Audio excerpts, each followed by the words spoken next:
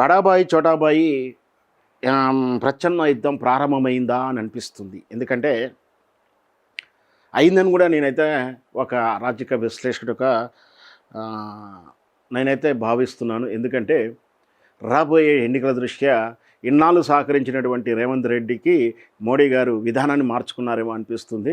ఖచ్చితమైన చెక్కులు పెట్టేసి, అంటే ఎస్బీఐ ల్యాండ్ విషయంలో కానీ మెట్రో పనులు దానికి సంబంధించినటువంటి నిధుల విషయంలో కానీ చెక్ పెట్టి రేవంత్ రెడ్డిని తటస్థంగా నిలబడేలా చేసి కన్ఫ్యూజ్లో పెట్టేశాడు. సో ఇదంతా కూడా అంతర్గతంగా లోపాయకారిగా ప్రచ్ఛన్న యుద్ధం సాగుతుంది. వాటి విషయాలు ఏంటి, అసలు ఎందుకు ప్రారంభమైంది, వాటి ఫలితాలు ఎలా ఉండబోతాయి కూడా క్షుణ్ణంగా విశ్లేషించుకుందాం. ఇది ఎస్బీఐపై సర్కార్ రివెంజ్ షురు. ఇవి రెండు వార్తలు. అంటే ఒకవైపు మెట్రోను, రెండో వైపు ఎస్బీఐ. ఈ రెండు కూడా రేవంత్ రెడ్డి గారిని అరకత్తలో ఇరికించినట్టుగా ఇరికించబడి కూర్చోబెట్టారు. చెక్ పెట్టారు. మనం సాధారణంగా చెప్తాం, చెక్ అంటే ఎటు కదలేని పరిస్థితి. ముందుకు వెళితే నొయ్యి, వెనక్కి వెళితే గొయ్యి లాంటి పరిస్థితులు ఉంటాయి. ఎరక్కపోయినట్టు ఎలకల మాదిరిగా గిల్ల కొట్టుకుంటా ఉన్నాడు రేవంత్ రెడ్డి గారు అని చెప్పేసి మనకు విశ్లేషణలో అర్థమవుతూ ఉంది. ఇక్కడ ఏంటి, కొడితే ఏనుగు కుంభస్థలాన్నే కొట్టాలన్న చందంగా రాయదుర్గం భూముల వేలంపై స్టే తెచ్చుకొని సర్కార్ ఆదాయానికి గండి కొట్టిన ఎస్బీఐకి రేవంత్ రెడ్డి సర్కారులో కోలుకోలేని మైండ్ బ్లాక్ షాక్ ఇచ్చింది. మాటల్లో కాదు, చేతుల్లో ప్రతీకారం అంటే ఎలా ఉంటుందో చూపిస్తూ అధికారులు 2 రోజులుగా సాగించిన రహస్య కసరత్తు ముగించి తొలి విడతగా టీజేఐసీసీ పరిధిలోని 25 కోట్ల ప్రభుత్వ డిపాజిట్లను ఎస్బీఐ లాకర్ నుంచి అమాంతం బయటికి లాగేసింది.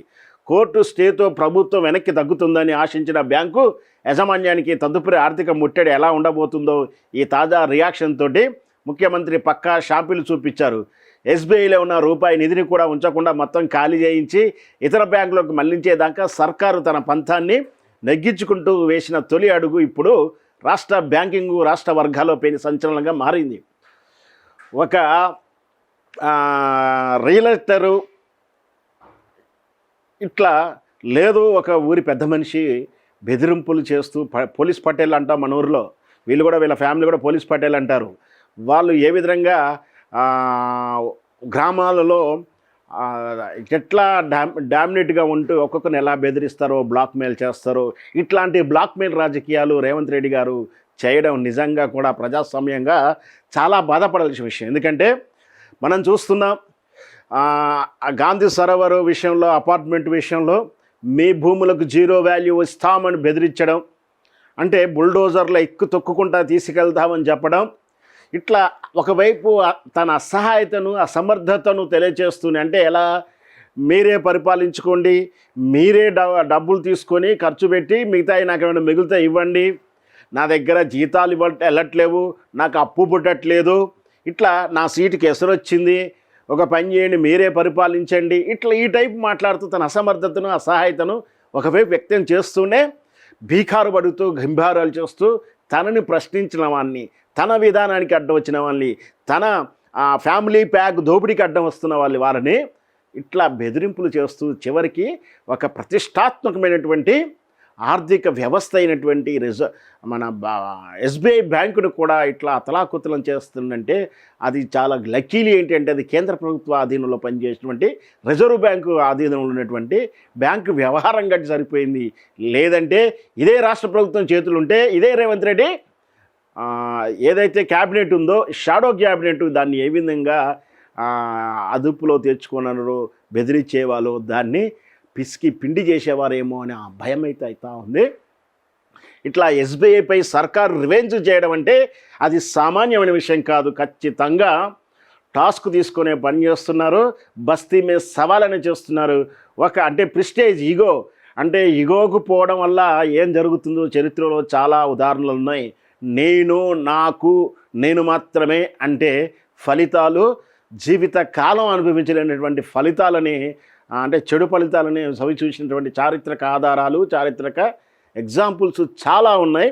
ఇక్కడ నా ప్రభుత్వానికి అడ్డొస్తావా, నా నిర్ణయానికి మీరు కోర్టుకు నాకు తెలియకుండా వెళ్తారంటే ఇక్కడ 2,000 కోట్లు 3,000 కోట్ల ఎసరు పెట్టుకున్నాడు కదా, వాటికి మీరు అనుకుని అంతే. ఇక్కడంతా కూడా చాలా ఇబ్బందికరమైన పరిస్థితి. దీంట్లో ఇంకొకటి ఉందండి, ఈ ఎస్బీఐలో మేబీ ఇట్ ఎస్బీఆర్ ఆర్ మళ్ళీ చూపిస్తాను.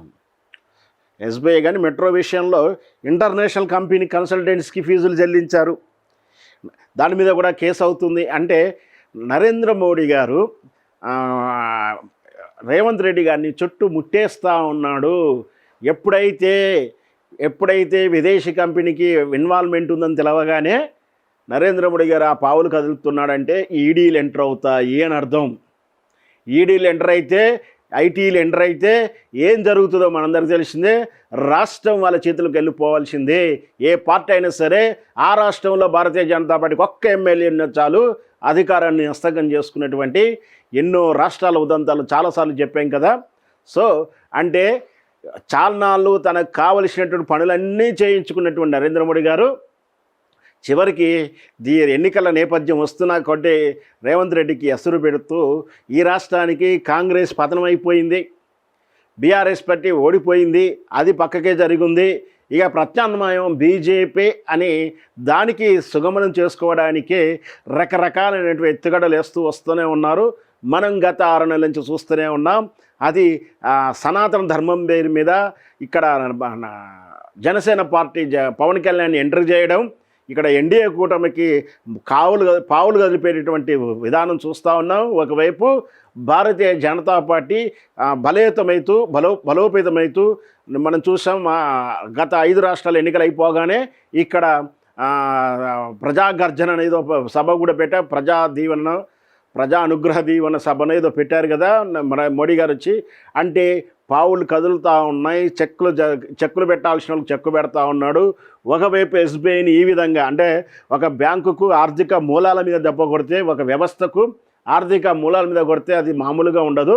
ఖచ్చితంగా ఎస్బీఐని కొంచెం షేక్ చేసే పరిస్థితిలో ఉన్నాడు. అంత ఈజీగా షేక్ కాకపోవచ్చు, ఎందుకంటే అది రిజర్వ్ బ్యాంకు ఉన్నటువంటి సోర్స్ ఉంది కాబట్టి. టీజీఐఐసి నుంచి 25 కోట్ల డిపాజిట్ అవుట్, రేవంత్ రెడ్డి ఆదేశాధికార కసరత్తు, ఇతర బ్యాంకులకు, ఇదంతా మనం చదివింది. లీగల్ నోటీసులు ఇవ్వకుండా వేలం వేస్తారా అంటూ హైకోర్టుకు ఆగ్రహం, నిబంధన ఉల్లంఘించడం వల్లనే భూమిని స్వాధీనం చేసుకున్నామని టీజీఐసి చెప్పడం. ఇట్లా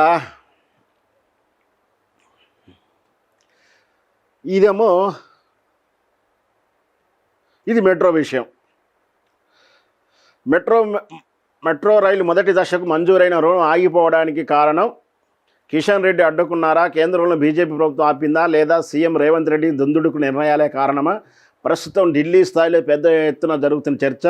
రుణం ఆగిపోవడానికి కారణం నువ్వు అంటూ సీఎం రేవంత్ రెడ్డి, కేంద్ర మంత్రి కిషన్ రెడ్డి వాదలాడుకుంటున్న సంగతి తెలిసిందే. ఈ నేపథ్యంలో దీనిపై నమస్తే తెలంగాణ లోతుగా